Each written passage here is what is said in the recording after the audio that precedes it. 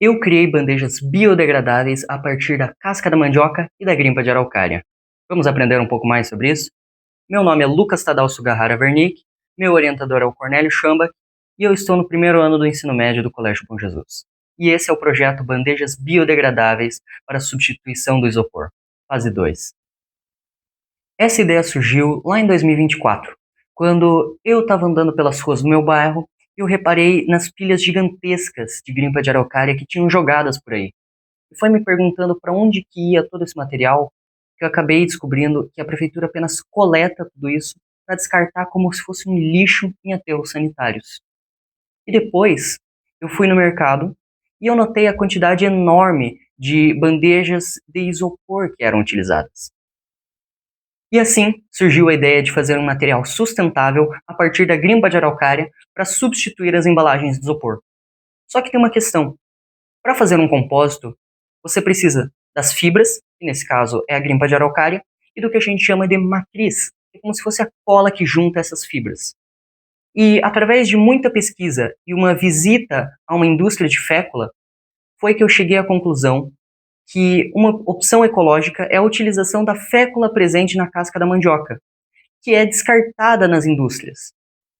E foi juntando a grimpa de araucária, que é um material que é apenas coletado seco na natureza, com a casca da mandioca, que é um rejeito muito abundante no nosso país, que eu consegui chegar em um compósito, que quando moldado e seco, se torna um produto muito promissor. E com essa bandeja, eu participei de algumas feiras de iniciação científica. E lá eu recebi das mais variadas sugestões. Então, eu decidi fazer a fase 2. Mas o que temos na fase 2?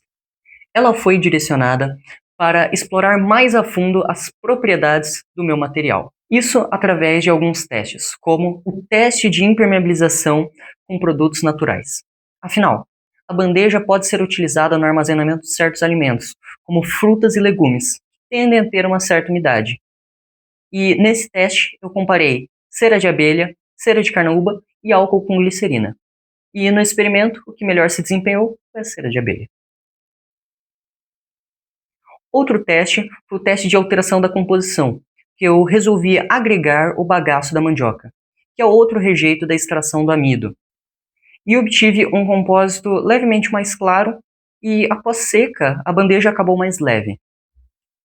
E eu também fiz o teste de alteração de cor dos componentes, usando hipoclorito de sódio. E, apesar do processo ter clareado os materiais, a textura final acabou levemente esponjosa e também meio farelenta. E todos esses testes foram feitos para complementar os testes principais que eu já havia feito. Teste de resistência à carga, biodegradabilidade e decomposição. E já visando outras aplicações para o meu material, eu também realizei os testes de aderência, pintura e impermeabilização com verniz. Mas onde que eu cheguei com todos esses testes? É um material viável para aplicação em embalagens? Sem dúvidas. E, inclusive, por conta das diversas propriedades que eu descobri e da versatilidade desse material, eu estou estudando outras aplicações, como para produtos de decoração, artesanatos e revestimentos de parede para projetos arquitetônicos e de design. Mas você, tem alguma sugestão de aplicação para o meu material?